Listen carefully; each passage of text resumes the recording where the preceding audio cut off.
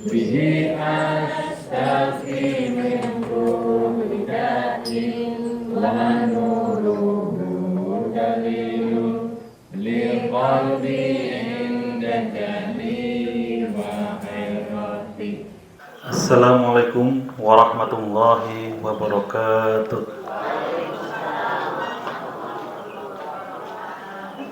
Alhamdulillahirabbil alamin wassalatu wassalamu ala asrafil anbiya'i wa mursalin wa ala alihi wa sahbihi ajma'in. Asyhadu an la ilaha illallah wahdahu la syarikalah wa asyhadu anna Muhammadan abduhu wa rasuluh la nabiyya ba'da. Rabbi shrah li sadri wa yassir li amri wahlul 'uqdatal min lisani yafqahul qawli. Amma ba'du. Ibu-ibu, bapak-bapak yang saya muliakan, yang saya hormati, marilah pertama-tama kita panjatkan puji syukur kehadirat Allah Subhanahu wa taala yang telah memberikan kita karunia, nikmat dan rahmatnya. Dan tak lupa marilah kita selalu sampaikan salawat dan salam kepada junjungan kita Nabi besar Muhammad sallallahu alaihi wasallam. Alhamdulillah isi petang bisa mulai nggih. Bisa sepadan. Kita hari ini pagi ini sudah memasuki ayat ke-40 nggih. A'udzubillahi minasyaitonirrajim. Ya bani Israil اذكروا نعمتي التي أنعمت عليكم وأوفوا بعهدي أوفي بعهدكم وإياي فارهبون. Yang artinya dari Kementerian Agama Republik Indonesia nggih. Wahai Bani Israil, ingatlah nikmatku yang telah aku berikan kepadamu dan penuhilah janjimu kepadaku. Niscaya aku penuhi janjiku padamu dan takutlah kepadaku saja. Jadi ayat ke-40 ini menutup kisah kita tentang Nabi Adam dan Ibu Hawa. Sudah selesai. Sekarang kita masuk ke cerita mengenai Bani Israil. Ini hampir 1 juz panjangnya, panjang lebar membahas tentang Bani Israil. Kalau nggak salah sampai ayat 170 napa nggih. Menurut Syekh Wahbah Mustafa Al-Zuhaili, beliau adalah guru besar Universitas Al-Azhar, ulama asal Suriah nih. Dalam kitabnya Tafsir Al-Munir mengatakan bahwa ayat 40 surat Al-Baqarah ini menuntut Bani Israil untuk beriman kepada Al-Quran. Allah memerintahkan semua manusia untuk beriman kepada syariat Al-Quran dan kabar dan berita-berita yang diturunkan padanya. Ini kitab yang akan berlaku hingga akhir zaman, yaitu Al-Quran. Kamu harus beriman kepadanya kalau kamu betul-betul melaksanakan sumpah janji kepada Allah. Sebenarnya masih menurut Syekh Wahbah, Allah mengingatkan Bani Israil di kota Madinah yang hidup pada zaman Nabi, kabilah-kabilah itu diingatkan terhadap nikmat-nikmat yang telah diberikan agar mereka segera beriman kepada Allah, kitab-kitab sucinya, dan kepada Kanjeng Nabi yang telah mengabarkan itu melalui wahyu. Itu jelas orang-orang Yahudi di Madinah waktu itu diperintahkan Allah supaya mengakui kebenaran Al-Quran, aja ngeyel baik. Tapi yang singarannya Yahudi ini orang ngeyel, orang kepenak nih. Pada orang Tegal, orang ngapak, orang kepenak. Kita masuk ke penggalan ayat pertama, Ya Bani Israil, ya. Wahai Bani Israil. Sinten niku Bani Israil? Bani Israil niku orang-orang yang ada kaitannya nggih, keturunan Nabi Yakub. Nabi Yakub alaihissalam niku putra dari Nabi Ishak alaihissalam. Nabi Ishak niku putra dari Nabi Ibrahim alaihissalam. Jadi kakak adik dengan Nabi Ismail alaihissalam. Cuma beda ibu. Kalau Nabi Ismail dari Siti Hajar, bukan klinik nih, Siti Hajar. Kalau dari Nabi Ismail keturunannya adalah bangsa Arab, maka dari Nabi Ishak adalah bangsa Israel. Ayat 142 nih, dari ayat 40 sampai 142 akan membahas mengenai Bani Israel secara panjang lebar. Karena mereka dahulu adalah bangsa yang terpilih dengan mendapatkan nikmat luar biasa berupa selalu dibimbing oleh Nabi dan Rasul dari kalangan mereka. Jadi nanti slide-slide berikutnya kita akan belajar dikit mengenai sejarah Bani Israel ini seperti apa sih sebetulnya gitu ya. Potongan ayat keduanya berikutnya atau selengkapnya ya Bani Israil dzkuru ni'mati allati an'amtu 'alaikum. Wahai Bani Israil, ingatlah nikmatku yang telah aku berikan kepadamu. Jadi banyak sekali nikmat yang telah Allah berikan kepada Bani Israil itu. Mulai dari banyaknya nabi yang telah diturunkan kepada mereka, beberapa kali diselamatkan, terus dianggap sebagai bangsa utama pada saat itu. Maka izinkan kita bahas satu persatu. Apa aja sih nikmat Allah yang telah diberikan kepada Bani Israil?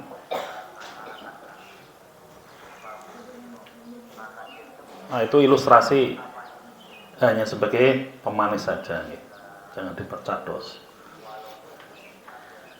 Yang pertama yaitu diselamatkan dari penindasan Fir'aun. Allah menyelamatkan Bani Israil dari penindasan dan perbudakan Fir'aun yang telah memperbudak dan menyiksa mereka selama berpuluh-puluh tahun. Jadi mereka itu masuk ke Mesir dengan penuh kehormatan, diterima dengan baik. Karena mereka saudara-saudaranya Nabi Yusuf alaihissalam. Kemudian bertahun-tahun kemudian rezim berganti, ya kan? Rezim berganti, rajanya berganti ke Fir'aun. Mereka mendapatkan sudah tidak dalam kehormatan lagi, tapi dalam represi. Mereka dihina, dikucilkan, segala macam. Nggak maido bangsa Mesir ya. Memang sifatnya orang Yahudi atau niku. Jadi mereka eksklusif, nggak mau nyampur, kemudian ya nyangitilah gitu, dagangnya terus, pakai dewek segala macam. Jadi di mana-mana kita akan pelajari nanti, mereka akan selalu mendapatkan penolakan-penolakan dari masyarakat tempat mereka tinggal. Termasuk di sini adalah oleh Fir'aun. Cuma Fir'aun ini sudahlah dia merepresi mereka, dianiaya. Mereka juga diperbudak, suruh ngerjain proyek-proyek raksasanya Fir'aun pada saat itu. Mungkin di sana ada IKN itu ya, suruh bangun IKN orang Yahudi itu. Laka lembur, laka gaji, buru-buru, kadang-kadang wali ponggol ada orang. Jadi mereka sangat menderita, ya, jadi warga kelas bawah. Akhirnya oleh Nabi Musa, dipimpin oleh Nabi Musa, mereka meninggalkan Mesir untuk menuju tanah yang dijanjikan, yaitu Kan'an, ya, di Palestina sekarang. Bayangkan mereka bisa melepaskan diri dari kekuatan militer Mesir yang merupakan superpower pada saat itu. Jadi Fir'aun itu pada saat itu lagi gagah-gagah itu. Mesir lah itu lagi jaya-jayanya. Angkatan perangnya itu ribuan dan canggih. Kalau orang zaman dulu itu orang cuma naik kuda, paling kenceng naik kuda nih. Niku Fir'aun naik kereta. Jadi ada keretanya, satu orang mengendali kuda, yang satu orang lagi pegang tombak sama panah. Medeni wis kenceng mematikan. Kalau orang naik kuda, manah angel loh nggih. Nah ini ana sing nyekeli jaran, ngarahin jaran, ada yang manah. Makanya mengerikan. Di mana-mana dia selalu menang. Nah, Bani Israel diselamatkan Allah dari kejaran pasukan Fir'aun itu dengan cara melewati laut yang dibelah, dipukul oleh tongkatnya Nabi Musa, kemudian atas izin Allah Laut Merah itu dibelah, dibiak gitu. Kayak biak tengah gitu. Misah lautnya, nggih. Terus mereka lewat di daratan yang tercipta situ. Mungkin banyak karang-karang, wis ana iwak lepek. Mereka lewat di situ, pas dikejar sama Fir'aun, mereka sudah sampai ke daratan Asia dengan selamat. Fir'aun yang masih di pertengahan perjalanan ketutup kembali oleh Laut Merah. Subhanallah, sehingga dia pun menerima ajalnya. Itu satu nikmat yang diberikan oleh Allah, itu diselamatkan dari perbudakan. Makanya mereka merayakan hari raya itu atau tahun barunya kaum Bani Israel itu adalah hari mereka meninggalkan Mesir. Itu tahun barunya, diperingati terus sampai sekarang. Kemudian diturunkannya mana wasalwa, mana dan salwa. Pada saat mereka itu diperintahkan untuk menyerang atau masuk dalam kota Kan'an,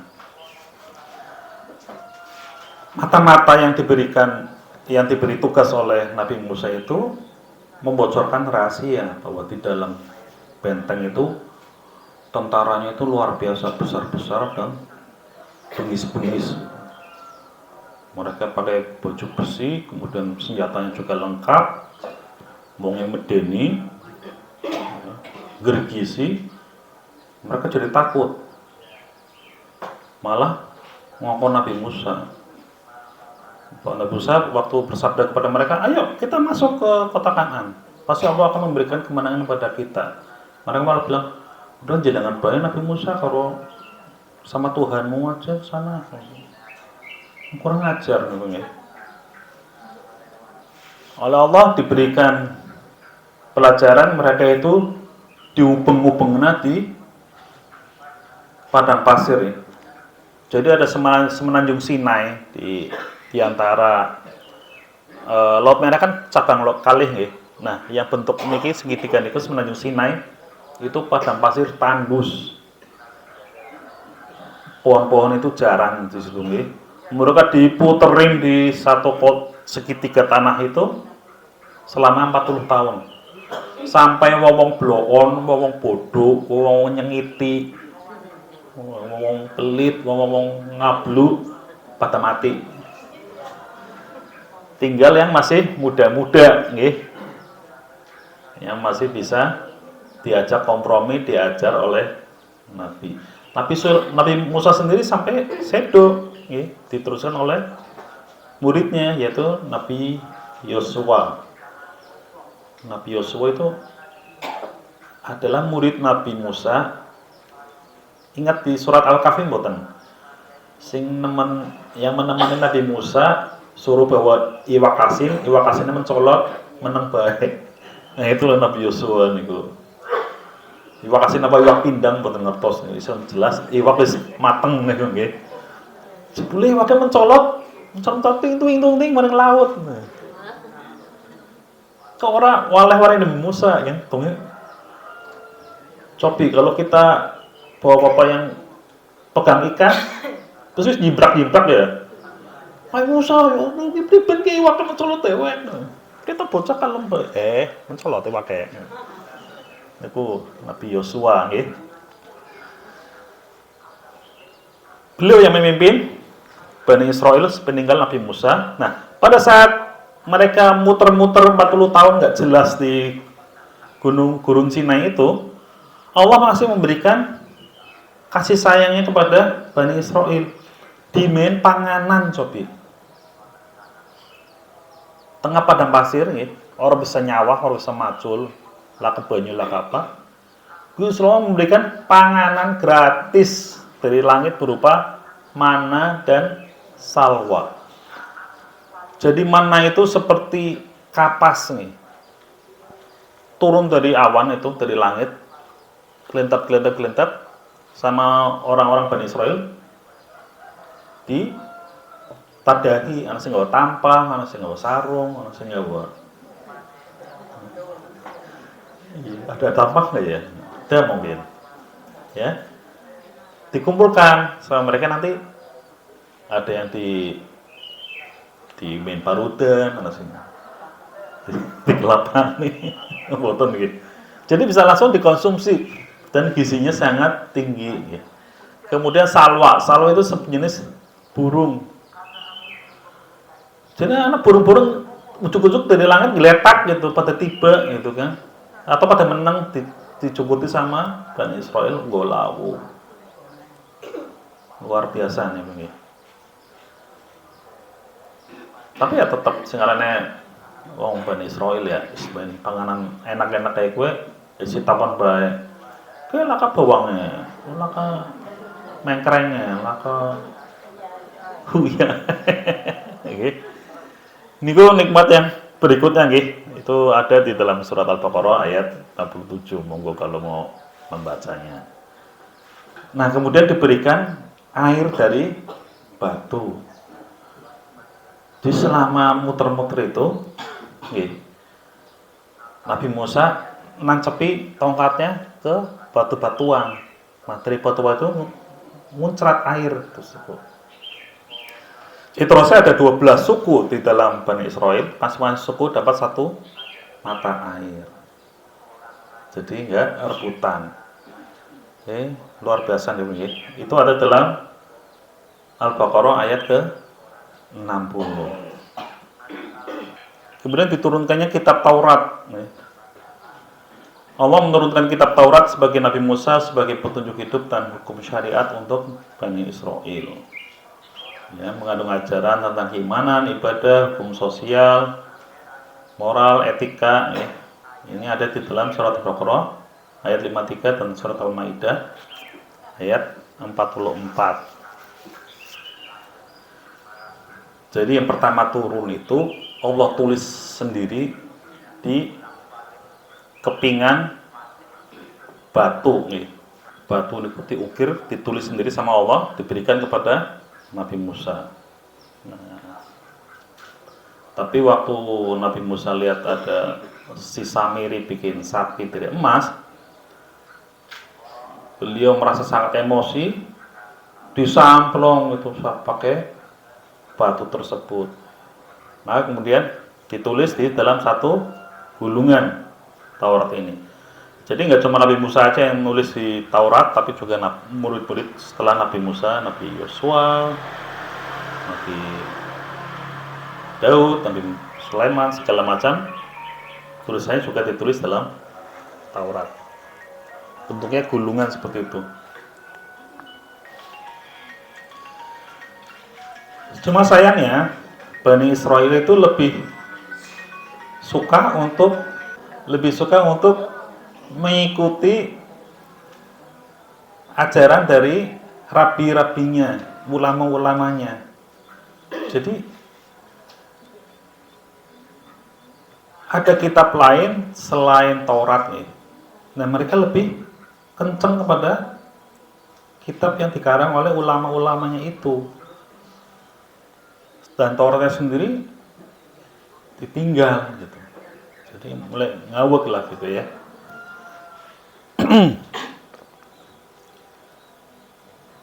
Nah, nikmat berikutnya adalah diangkatnya para nabi dari kalangan mereka sendiri. Banyak sekali. Kebaca mboten? Mboten nggih. Niku ada Elia, Elisa, Isaiah, Jeremia, Ezekiel, Daniel, Hosea,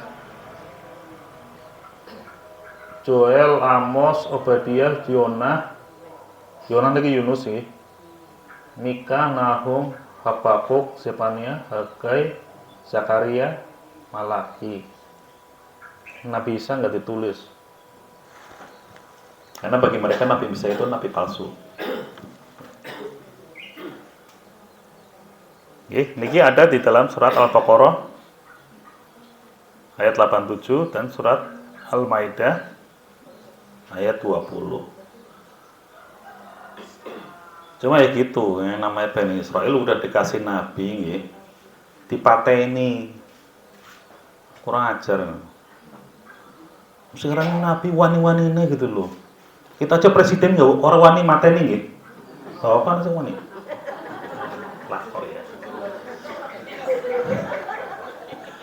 Lah niki nabi ya Allah, nabi.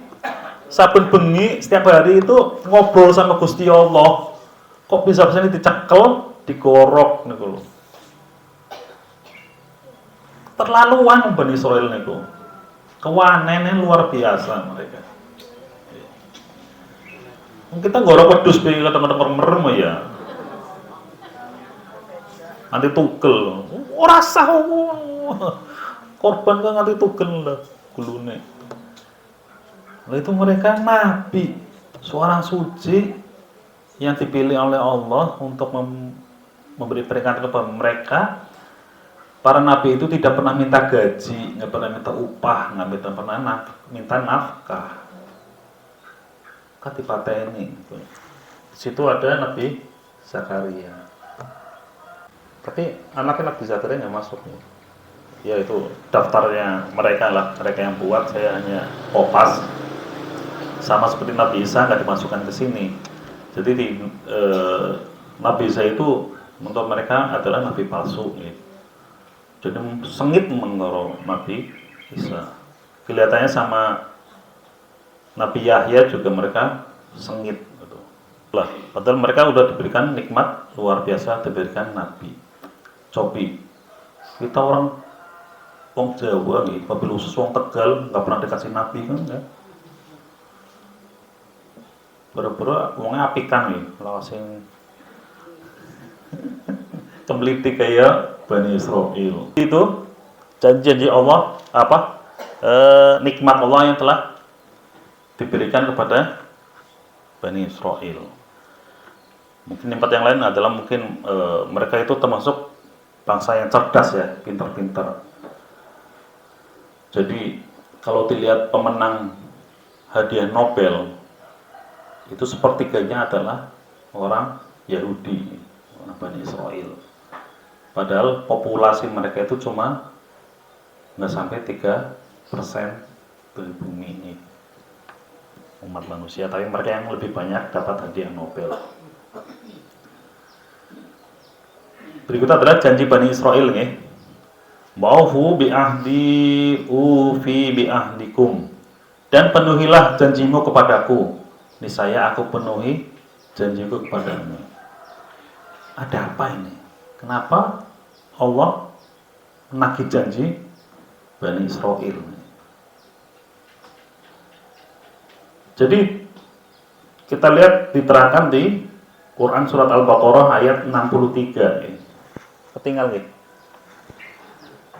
Yang artinya, dan ingatlah ketika kami mengambil janji kamu dan kami angkat Gunung Sinai di atasmu. Kemudian dan berfirman, pegang teguhlah apa yang telah kami berikan kepadamu dan ingatlah apa yang ada di dalamnya agar kamu bertakwa. Jadi saking bandelnya Bani Israil ini, bolak-balik dipenging, bolak-balik diminta janjinya, selalu ingkar, selalu mendablek. Mereka itu akhirnya sama Gusti Allah supaya taat patuh pada janji, pripun cobi. Disumpah bukan di bawah kitab atau di bawah pedang. Disumpah di bawah gunung. Jadi gunung Sinai ini sama Gusti Allah diangkat, gredeg gitu begini, seoyot-oyote. Kemudian mereka suruh baris orang Bani Israil dalam satu lembah, diangkat di atas mereka. Nah, mereka di bawah. Jaraknya cuma sekilan menurut satu riwayat. Kemudian mereka suruh bersumpah setia kepada Gusti Allah. Ibu-ibu mrekitik mboten kados niku. Gunung Slamet ujug-ujug diangkat sama Gusti Allah, mriki nggih. Kita lagi duduk di sini, jaraknya sekilan, terus Gusti Allah, eling. Kayaknya kudu nganggo pampers nggih. Gunung gede nemen, ana bumi Jawa, ana Guci, ana Curuge, kabeh diangkat sama Gusti Allah di atas kita. Gunung diangkat. Semata-mata supaya mereka nurut. Supaya nurut, ora macam-macam, ora ingkar, ora kufur sama ajaran Gusti Allah. Sampai Gusti Allah melakukan tindakan seperti itu. Ya tetap aja jahat mereka. Balik lagi jahat Bani Israil itu. Kemudian yang kedua ayat yang 83 Al-Baqarah. Dan ingatlah ketika kami mengambil janji dari Bani Israil, yaitu janganlah kamu menyembah selain Allah. Dan berbuat baiklah kepada ibu bapa, kaum kerabat, anak yatim, dan orang-orang miskin. Serta ucapkanlah kata-kata yang baik kepada manusia. Dirikanlah sholat dan tunaikan zakat. Jika kamu tidak memenuhi janji itu, kecuali sebagian kecil daripada kamu, dan kamu selalu berpaling. Kemudian ada kemudiannya. Jadi mereka sebagian besar selalu ingkar, nggak mau bayar zakat, nggak mau sholat. Jadi ingat, ini syariat sholat dan zakat sudah diperintahkan oleh Allah dari zaman Bani Israil sampai ke kita selalu sholat dan zakat. Kalau kita melanggar atau tidak mau melaksanakan dua kewajiban ini, kita sama aja dengan Bani Israil, amit-amit. Jadi sapi sanalah, ibu-ibu, bapak-bapak, kalau sholat nggak bisa berdiri ya duduk. Kalau nggak bisa duduk, berbaring. Kalau berbaring nggak bisa kasih tanda-tanda tangan, pakai isyarat mata, cobi. Pakai sakuasanya. Begitu pula dengan zakat. Bisa sesuai nisab, bagus. Lah aku orang bisa akeh-akeh orang nganti nisab. Ya udah sekuasane. Bayar zakat. Semampune gitu. Karena perintahnya selalu habis sholat zakat. Berarti kalau sholat aja semampunya, zakat juga sekuasane, semampunya. Jadi di eling-eling segitu dari Bani Israil sudah diperintahkan kewajiban syariat itu. Ini kepada ibu bapak, kaum kerabat, anak yatim dan orang miskin itu udah general dari dulu sudah diperintahkan kepada Allah. Kecuali sebagian kecil yang nurut, tetap sami zaman saniki juga sebagian kecil. Orang Islam di Nusantara ini berapa nih, Bu? Kasusnya ada yang bilang 90%, ada yang 80%. Tapi itu kan cuma data di Dukcapil di KTP sing bener-bener sholat, sing bener-bener bayar zakat pinten? Minoritas, ibu-ibu. Jadi kaum Islam itu jangan bertepuk dada sebagai mayoritas, kita masih minoritas. Kalau sesuai antara yang bayar zakat dan sholat dengan data Dukcapil KTP yang 80%, Indonesia nggak akan semiskin ini, koruptor nggak akan banyak. Jadi kita masih minoritas. Takutlah hanya kepada Allah, wahai Bani Israel, wa iya farhabun, dan takutlah kepadaku saja. Kenapa Allah mengingatkan pada orang-orang Bani Israel itu? Apa Bani Israel orang berdikar Gusti Allah? Ini kadosnya sih kadosnya kok gitu. Cobi.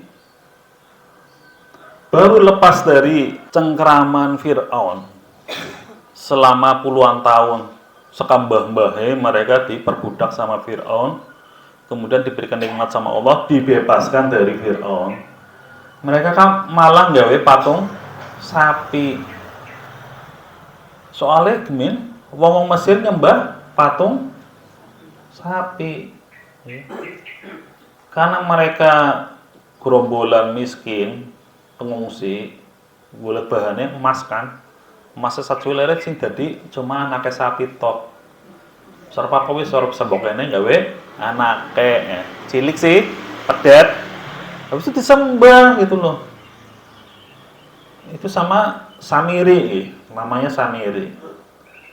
Dia menurut riwayat ngikuti buntuti Nabi Musa, ketemu malaikat Jibril. Nah, bekas tapak kakinya Jibril itu tanahnya diambil, lalu nggak tahu sama dia gimana, dicoba campi segala macam, masukin dalam patung itu, bisa bersuara, gitu, sapinya, patungnya. Tapi kalau menurut saya sih enggak lah, dia cuma jagoan mekanik nih. Jadi ini ngana angin, majing waring moncongnya patung sapi terus bisa putus mone suaranya. Tapi bawa alam. Mereka kembali lagi menyembah selain Allah gitu nih. Jadi emang terlalu kata Pak Roman. Mereka kembali setelah kepemimpinan Nabi Daud, kemudian diturunkan oleh Nabi Sulaiman. Itu pecah kerajaannya, kerajaan utara dan kerajaan selatan. Mereka kembali lagi ke praktek-praktek nista, sesat. Mereka kembali nyembah berhala. Orang-orang Kan'an waktu itu punya berhala yang namanya El, Baal. Nah, mereka ikut-ikutan disembah gitu. Nah, kemudian karena itulah Allah mengirimkan Nabi dan Rasul terus menerus supaya mengingatkan mereka kembali gitu. Tetap aja bandel. Kalau kita lihat kisah para nabi yang sukses, sinten niku? Sama Bani Israil. Kadosnya nonton gitu. Ada Nabi Yunus. Itu karena doanya berdoa di dalam perutnya ikan. Sama Allah dikabulkan, kaumnya jadi beriman semua. Jadi mereka bikin kuil-kuil nih untuk nyembah berhala. Ketinggalan boten nggih? Boten jelas nggih. Niki dalam bikin diagram sejarah Bani Israel nih, saya bacakan aja kalau begitu. Yang paling atas adalah Nabi Ibrahim dan awal Bani Israel di Kanan, 2000 sebelum Masehi. Kemudian yang kedua keturunan Yakub dan Israel keturunan Yakub ya, perbudakan di Mesir 1600 sebelum Masehi. Iya ya kecilikan ya. Pembebasan oleh Nabi Musa 1200, kemudian penaklukan kerajaan Israel oleh Asyur 722 Masehi. Jadi setelah kerajaan Daud dan Sulaiman ada pemisahan kerajaan ya, menjadi kerajaan Israel dan kerajaan Yehuda. Kerajaan Israel itu yang sebelah utara, kerajaan Yehuda itu yang sebelah selatan. Sebelah utara itu adalah 10 suku keturunan Nabi Yakub. Kemudian sebelah selatan itu Yehuda adalah 2 suku keturunan Nabi Yakub, yaitu Yehuda dan Benyamin. Sisanya di atas, di utara, kerajaan Israel. Kemudian karena orang-orang di kerajaan Israel itu udah ngewage pol-polan, mereka udah sesatnya nggak karu-karuan, sama Allah diperintahkan raja Asyur, Assyrian itu. Setelah kerajaan yang utara hancur tahun 700 sebelum Masehi, kerajaan selatan hancur oleh orang Babilonia, oleh raja besar yang namanya Nebukadnezar. Tahun 586 Masehi, sebelum Masehi.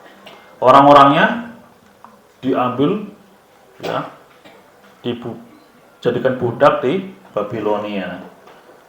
Nah, setelah orang Babilonia dikalahkan oleh orang Persia, Bani Israel dibebaskan untuk kembali ke Palestina kembali. Ya, tahun 538. Kemudian dikuasai oleh Yunani dan Romawi. Begitu sama Romawi dihancurkan lagi. Tahun 70 Masehi ngantos sekarang ya. Jadi klaimnya bahwa mereka punya tanah dijanjikan dan kembali ke Palestina itu karena mereka sudah diusir sama orang-orang Romawi pada tahun 70. Tahun 70 Masehi mereka diusir oleh bangsa Romawi. Mereka kalah perang, minggat kabeh. Ada yang ke Eropa, ada yang ke Afrika, ada yang ke Asia, diaspora. Terus ujuk-ujuk tahun 40-an, tahun 30-an itu orang-orang Yahudi ini bikin gerakan Zionisme, pengen balik lagi ke Palestina, tanah yang dijanjikan. Dijanjikan tahun berapa gitu? Coba lihat kalau di sini, paling dijanjikan tahun berapa coba? Oke, 1600 sebelum Masehi, wis expired dong nggih. Sing dijanjeni wis di balungnya itu selatan dia. Senteng gitu nggih. Kemudian tahun 70 mereka diusir sama bangsa Romawi. Coba bayangin kalau ujuk-ujuk ana wong bawa senapan gedor-gedor lawangnya Mbak Umi gitu kan. Mbak Umi, metu saiki ke omahe nyong. Bisane omahe jenengan ke omahe aku ke saka bapak-bapane nyong. Ora kemudian Gusti Allah udah janji akan memberi rumah ini kepada saya tahun 1600 sebelum Masehi. Lah, janji kapan? Terus sudah dihuni oleh keluarga saya sampai tahun 70 Masehi. Ya, Mas, Indonesia itu durung ana tahun semono ya. Surat tanahnya urung ana. Tapi mereka terus mengklaim bahwa mereka lah yang berhak atas tanah Palestina gitu. Angel ngomong karo wong kopeh gitu nggih.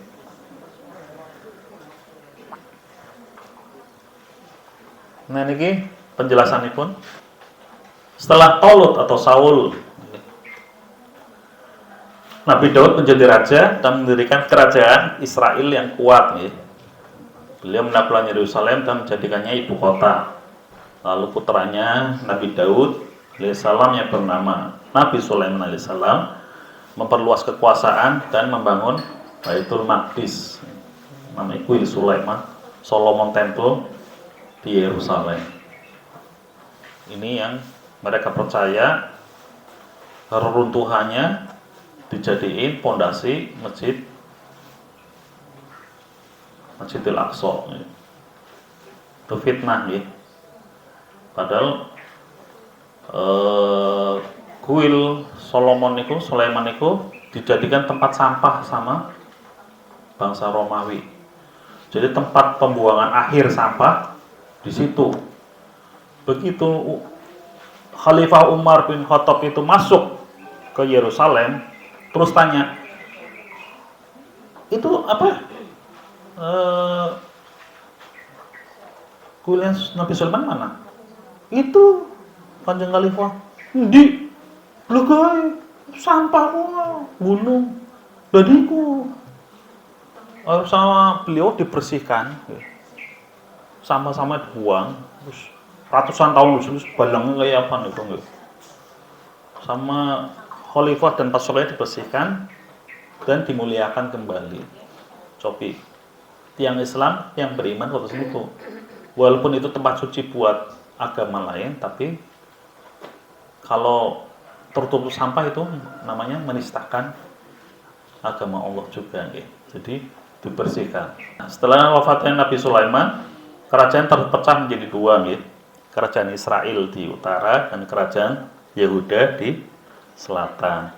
Seperti biasa kalau bangsa Israel kalau nggak bikin ribut, orang kepenak uripe, ya. Nggak bisa mereka itu diem gitu, tenang, yang tani-tani, yang dagang-dagang itu nggak bisa, selalu bikin keributan.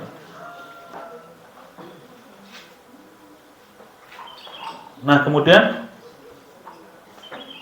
dari 12 suku, keturunan dari anak-anak Nabi Yakub itu ada yang hilang, ya.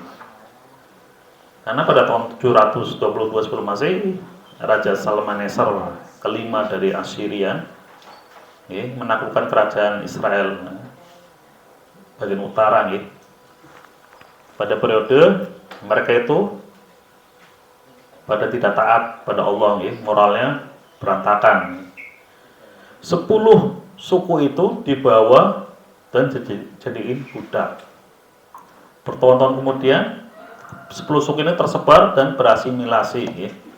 Akhirnya mereka hilang, tidak tercatat lagi dalam sejarah. Dari 12 suku, yang 10 ical.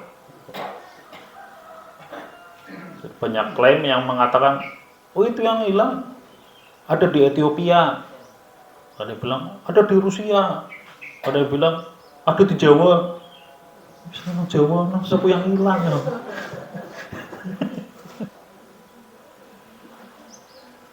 Sampai terakhirnya adalah penghancuran Yerusalem oleh Romawi dan diaspora, ya, nyebar. Jadi zaman itu komandannya itu Jenderal Titus, ya. Dia terus-menerus diganggu sama kerajaan Israel gitu, pada saat itu. Padahal ya orang Romawi itu sebetulnya baik, ya baik gimana ya? Mereka tuh membiarkan kerajaan itu tetap hidup, yang penting bayar pajak ke kerajaan Romawi. Yang namanya juga dijajah, gitu. Tapi mereka masih boleh memerintah rakyatnya sendiri, gitu. Masih boleh beribadah sesuai keyakinannya. Tapi dasar Yahudi, gitu. Mereka terus bikin keributan. Ada saat jengkel-jengkelnya dikirim jenderal sama Kaisar Roma waktu itu. Kaisarnya kejam lagi, namanya Nero, gitu. Kaisar Nero ngirim jenderal terbaiknya namanya Jenderal Titus untuk menghancurkan perlawanan. Rupanya sukses, dia balik ke Roma jadi pahlawan, akhirnya diangkat menjadi Kaisar Titus. Orang yang suka jam, dulu ada jam mereknya Titus.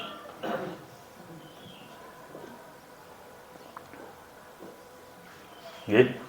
Ada teori suku ke-13. Ya. Karena pada abad ke-8 ada bangsa Khazar ya. Niku keturunan Turki sebenarnya. Mungkin ada keturunan Yahudi juga. Mereka tuh karena terancam sama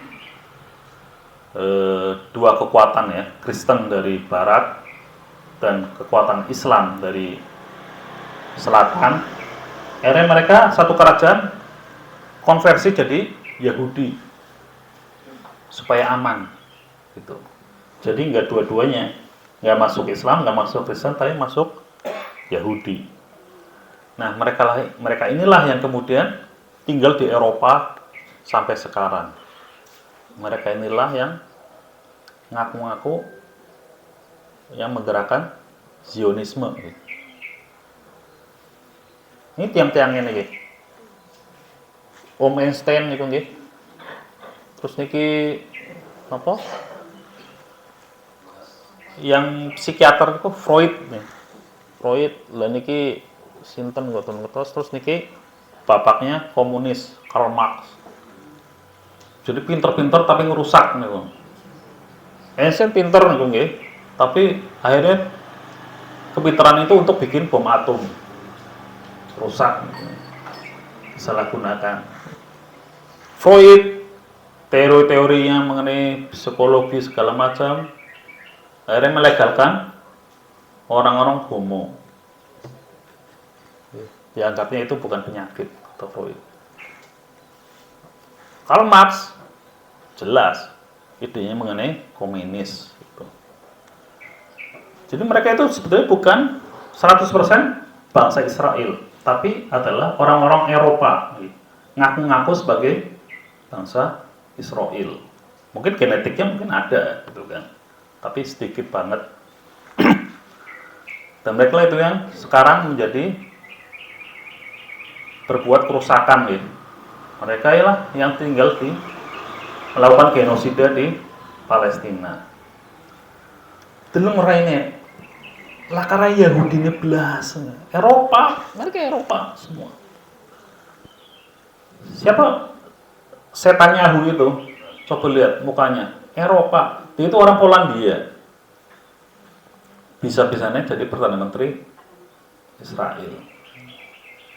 Mereka itu orang Eropa semua. Jadi ngaku-ngaku jadi korbannya Holocaustnya Nazi, kemudian mereka bukannya minta tanah di Eropa, ya, makanya udah bikin kesalahan orang Eropa, ya orang Jerman, harusnya minta tanah sama orang Jerman dong. Mereka malah ngambil tanahnya orang Palestina, nggak ngerti apa-apa.